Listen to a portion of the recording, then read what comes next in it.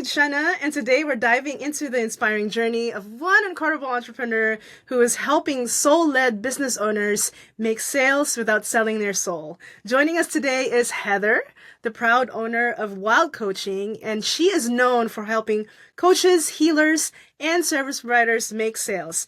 And today we'll learn about how she got started, the lessons she's learned along the way, and what sets her apart from her coaching and her sales coaching. Whether you're a fellow entrepreneur or just someone looking for inspiration, this conversation is for you. Heather, welcome to the show. How are you today? Hi, Shenna. Thank you so much for having me. I'm good. How are you? I am doing well so far. I just got over a cold, or I had the flu and it was just lingering, all of that. And finally I'm over it. Hopefully that's it. Sick over the weekend too, so I get it. Yep.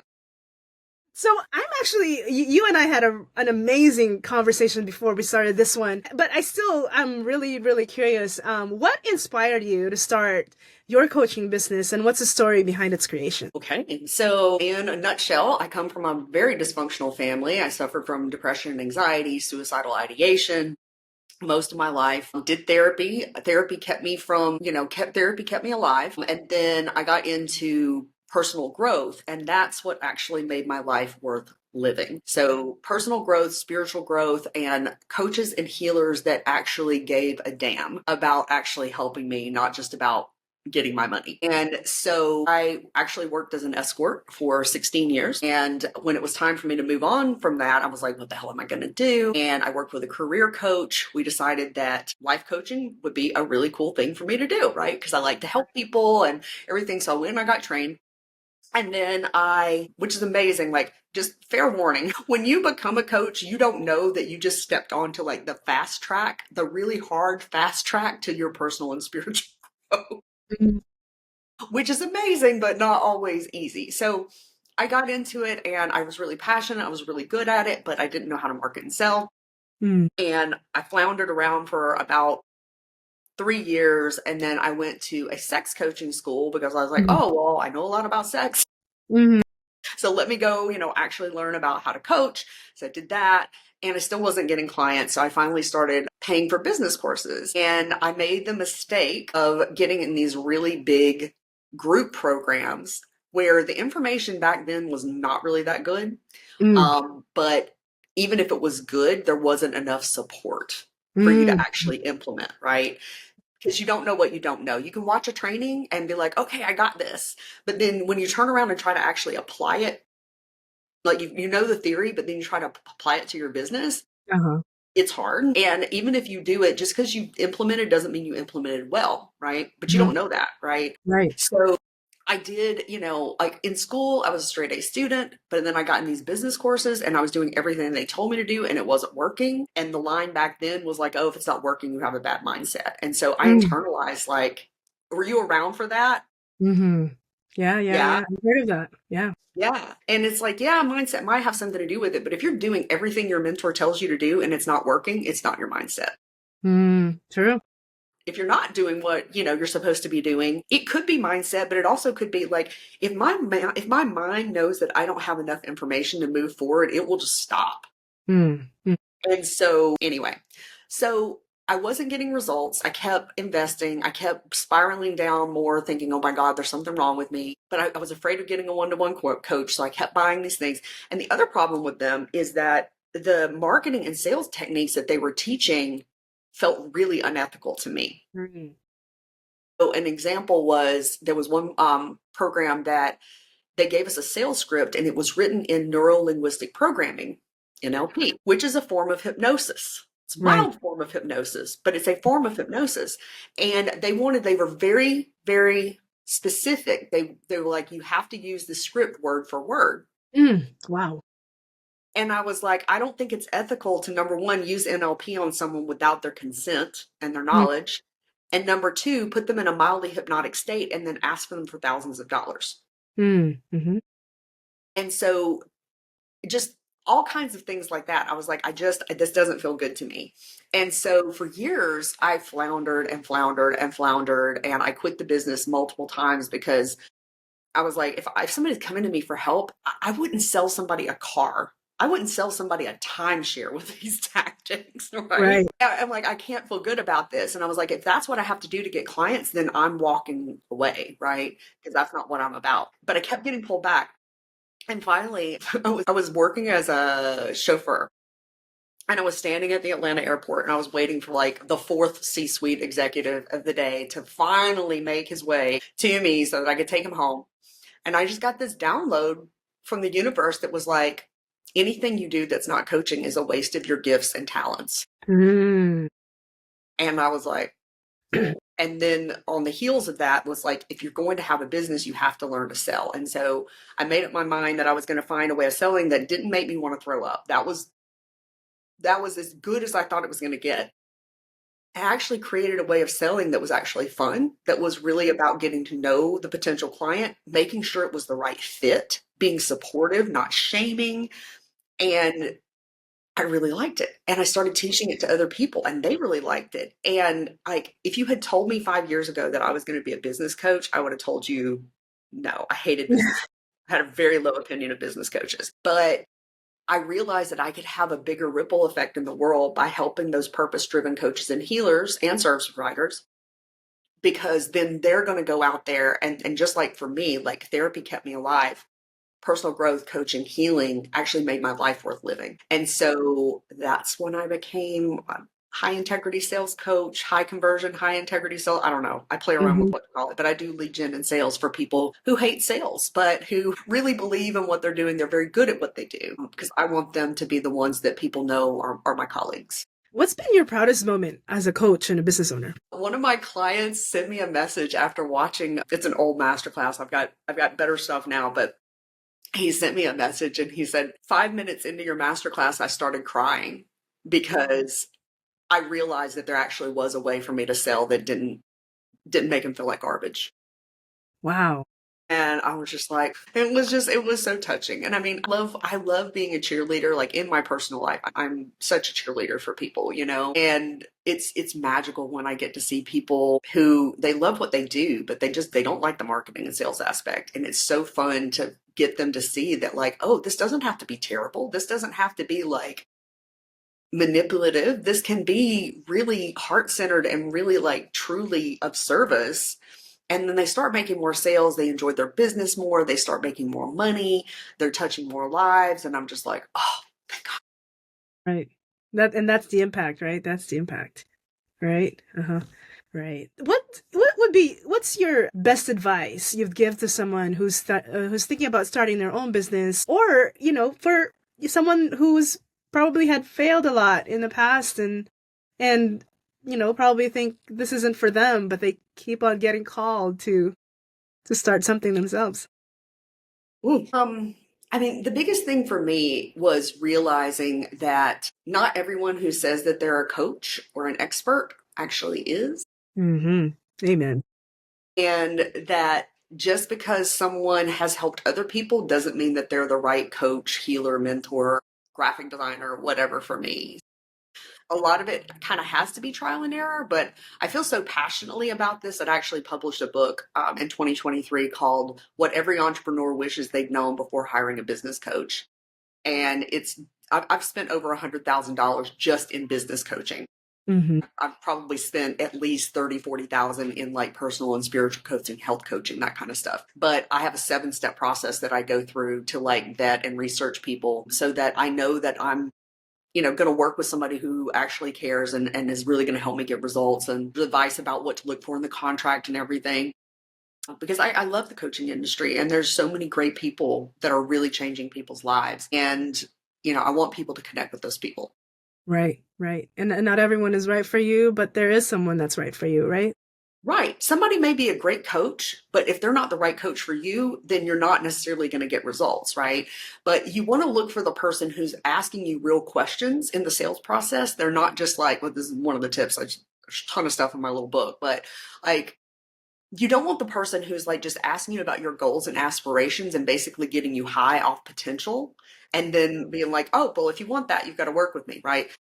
No, you want the person who's legitimately trying to find out, like, where you are in your process, whether you're a business coach or whether you're in business or if it's your health, like really trying to establish where you are, because there's no program that's for everybody. Like if it's a business coach, you need to establish that who are they best at helping? I'm best at helping people that they're already making some high ticket sales. And then I can help them refine their process so that they get more consistent sales, that conversions go up. But if they don't already have that foundation in place of like already working with some paying clients, it's harder for me to help them, right? But those are the people I get the best results. Mm-hmm. And you need people that, you listen for people that are being honest about who it is that they help best. Right. Yeah.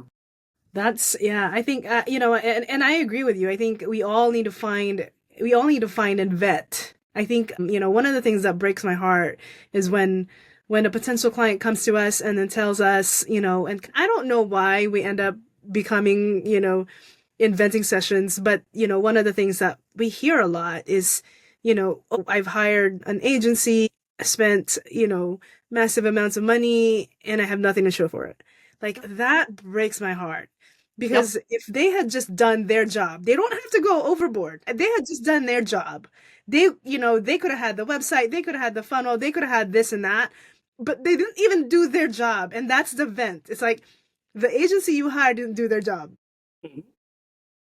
And it breaks my heart. At the same time, it's like, well, now I'm here to do that work, and it just makes, it's almost like it's a double-edged sword is what it is, because it's like, well, this potential client got burned and now they may project those feelings to me as a service provider, right? As we move forward, or they could be just really happy because I'm just doing my job, right? Yeah. You bring up a really great point. I think one of the most common objections that people are hearing these days in sales conversations is, I got burned before. How do I know you're different? Or I really want to work, with somebody, but I don't have the budget because I spent $50,000 on this coach that promised me the sun and moon, right? And I think that, well, I know that. So how I'm handling that, right, is that I have a bunch of different price points for people to experience working with me. And I don't pressure somebody. Actually, I don't really want somebody to come in on a high ticket, because I want to kick their tires too. I want them to do an intensive. I want them to go through my funnel and do like my mini course. And, I want to see like what kind of homework they turn in. I want to see, are they actually a fit before we even get into the contract. And then in my contract in 2021, I actually added what I call an escape clause. So instead of like, you've signed this contract and you've got to pay no matter what, or you've signed this contract and if you want out of it, you've got to prove to me that X, Y, and Z jump through all these hoops. And most of the people, at least I've heard a lot of horror stories about coaches that had that guarantee, and then you try to get out of it and you do everything that they tell you to do and they still won't let you out, right? The FTC is coming for those people, by the way. But I just, if somebody wants out, they're out. They don't have to give me a reason. But I also have it in there why I can fire them. So if somebody's showing up, they're not showing up or they're being really half-assed about things, like I only want to work with people that are going to get good results. And I'm going to do everything I can to help them, but they've got to, be meeting me halfway. Yeah, for sure. But, having more flexible options, making people understand that they're not trapped into working with you, that is how you make people feel safer. Having lower ticket things where they can start to experience what it's like, and even if you're, a website designer, right? So ultimately, like, you want to design their website, right? But you might have an offer where you help them plan their website, or customize a template or something like that that's lower cost.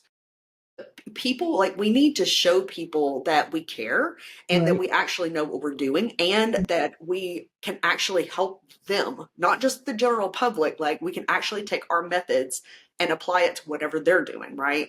And if you design your offer suite really well, you can do this in a very efficient way and convert new leads in like 2 to 3 weeks. Amazing. It doesn't have to be weeks of DMing and free calls and all that stuff. Like, you can be very strategic about it, but that's what it takes. Like, people aren't buying from sales pages like they used to. They're not buying from email sequences like they used to. It's not that you should have all those things, but they don't convert nearly as well on their own. People need to have some personalized Right. interactions with you. Yeah.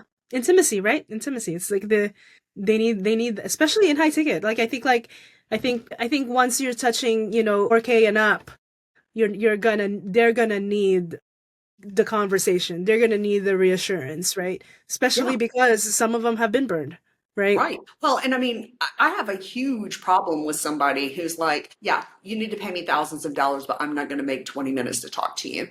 Oh, God, no. No, I want to say a real bad word. Like, and there's been a lot of like, there's just been a lot of nonsense. And, a lot of people have really gotten rich off telling people, oh, you don't need sales calls. You don't even need to DM. You just need to have really badass copy and great sales pages and people will flock to you. Well, the reason those people are making money is because they're selling people a fairy tale. Right. Mhm. But when you go to try to do it, it doesn't work nearly as well now. Right. But the message, I'll be positive because I get so aggravated because there is a lot of nonsense still. But there are really good coaches. I'm not the only good coach out there for business. I'm not the coach for everybody, right? But there are ways of doing lead gen and sales that are strategic, they're efficient. You can actually make more sales with fewer leads. You can learn how to attract higher quality leads so it's easier to make your sales, that people convert faster. You can actually spend a lot less time on your marketing and lead gen and make better sales at higher prices, yada, yada, yada. You just have to have somebody who can teach you how to do that. Yes, yes. Amen. Yeah. That's true. And someone to, look at your business and give you insights because, a lot of us can help, but we are also trying to read the label from the inside. And the beauty of Yes. having coaches, I'm a massive fan of coaches, and the beauty of having coaches is that they read the label where it is, right? And they're looking at your business without being personal, without, but still with heart, right? That's the idea. It's still with you at the top, right? I think it's been almost an hour of talking to you, and I'm just like, I'm having so much fun. But for I our mean, listeners who would love to learn more about your book and about you, what's the best place to connect with you? oh God, my website is in shambles right now. So easiest place to connect with me right now is on Facebook, and I have a link tree. So you can go in there, and there's a link to the book on Amazon. You can get like a very generous free portion of the book. It's free on Kindle Unlimited. I didn't write this to get rich. I wrote it to help people and to help them save a lot of money. And I have a freebie that is currently changing names, so I don't know what we're going to be calling it, but it's like a Google Doc with 5 sales lessons on it. They're very powerful, some of my best sales tips, and the link will be here I'll somewhere. share the link, yeah, in the show Yeah, notes. Yeah, for sure. yeah. Thank But you let me, again, Heather. I'm Go for sorry. it. Go for it. Is there anything else? One thing, like you were talking about mentorship. So I strongly believe in mentorship, and I love what you said, Shenna, about like reading from the label from inside the bottle. Like I'm so funny. If you contact me and you're like, Heather, this person said something in the DMs and I don't know how to respond, I'll know exactly. I'll be like, well, here's a couple things, right? Same thing happens to me. I have to go to my coach because I'm up in my head about it and be like, okay, am I overthinking this? Like what? Mm-hmm. And so I constantly have mentorship, and that's how I stay on top of what the new trends are. I'm not trying to teach people what happened, what worked in 2018. I'm teaching people what works like now. But that outside perspective is so valuable. Like coaching is incredibly valuable. I think that all types of coaching, spiritual coaching, business coaching, health coaching, all this stuff is massively needed right now more than ever. It's just a good thing, but you have to be cognizant of who you're hiring. And if you're building a business, you want to make sure that it's in alignment with who you are and your mission. Otherwise, it's going to be a lot harder than it has to be. Amen. Amen. All of that for sure. I agree with everything you said, including being in alignment with the coach that you're hiring, making sure you hire the right one.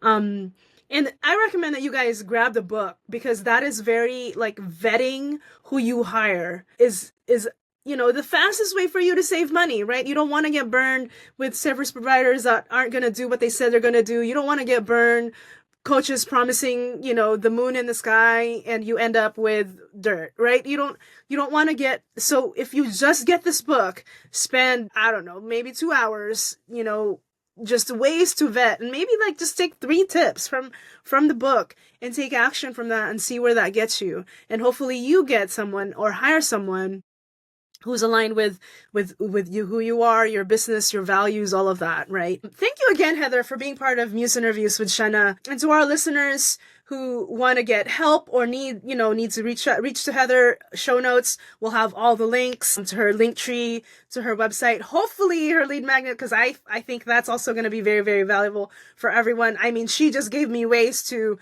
handle an objection in this call, right? So definitely check her out. We'll see you next time. Thanks, Heather. Bye.